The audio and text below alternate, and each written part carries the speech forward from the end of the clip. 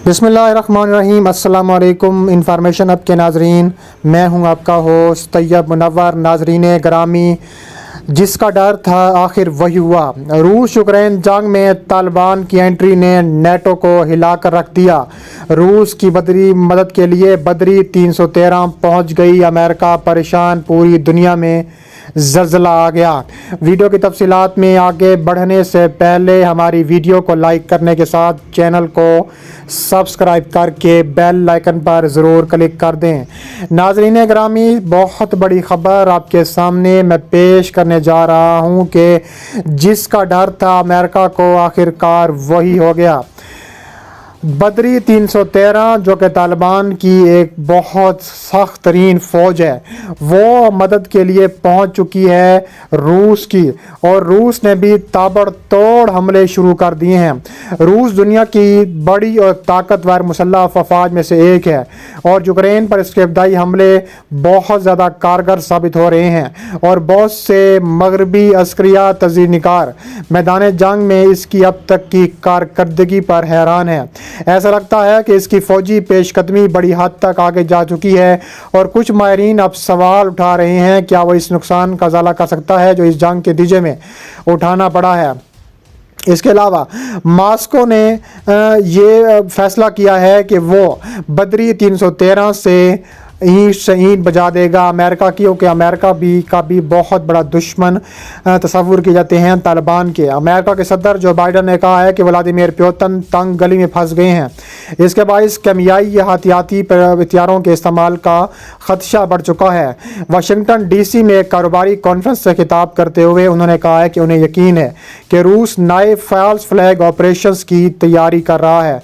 Biden ने कहा है कि वो ये भी कह रहे हैं कि यूक्रेन के पास कीमियाई हयातियाती हथियार हैं, और इस बात का वाज़ेह इशारा है कि वो भी इन्हें इस्तेमाल करने का सोच रहे हैं। इसके अलावा अमेरिका और इत्तेहादी हकाम ने बारहा कहा है कि रूस कीमियाई हयातियाती हथियारों के इस्तेमाल का जवाज़ पैदा करने के लिए उन हथियारों की यूक्रेन में मौजूदगी के दावा कर सकता है।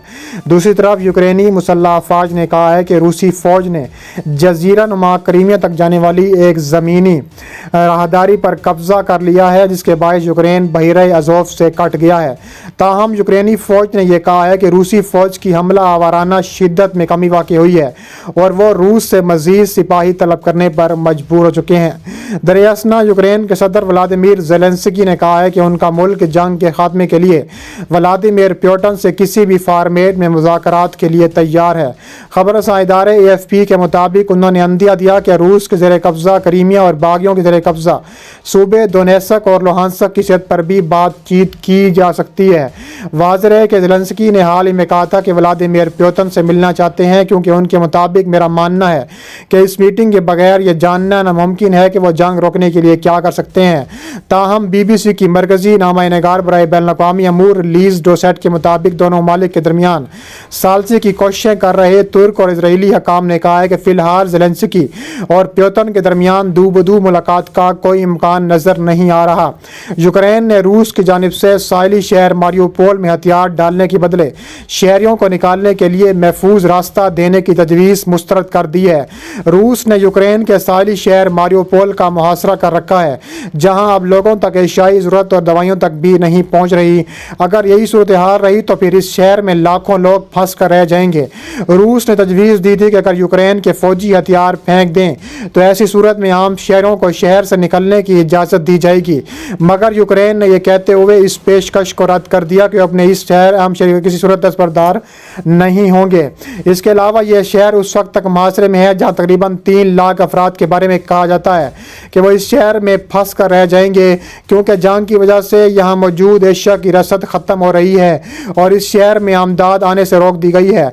इस मनसूबे के तहत रूसी अफवाज दस्ते शहरों को महफूज रसद देना था, और इब्तदाई तौर पर यूक्रेन के फ़ौजियों और गैर मुल्की जंगजों को कहा गया था कि वो असला छोड़कर शहर से निकल जाएँ।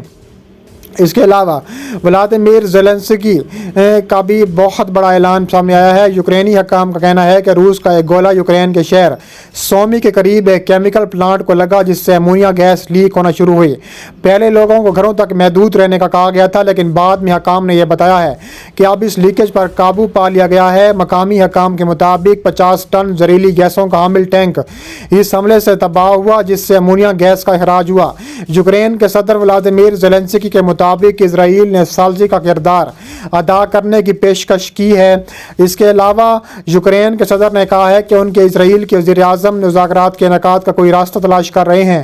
انہوں نے اپنے پیغام میں کہا ہے کہ ہم ایسی کوششوں کو سراہتے ہیں جن کے تحت ہم یروشلم میں مذاکرات کا انعقاد ممکن بنا سکیں۔ ان کے مطابق اگر ممکن ہوا تو یہی جگہ امن کا راستہ تلاش کرنے کے لیے انتہائی موزوں ہے۔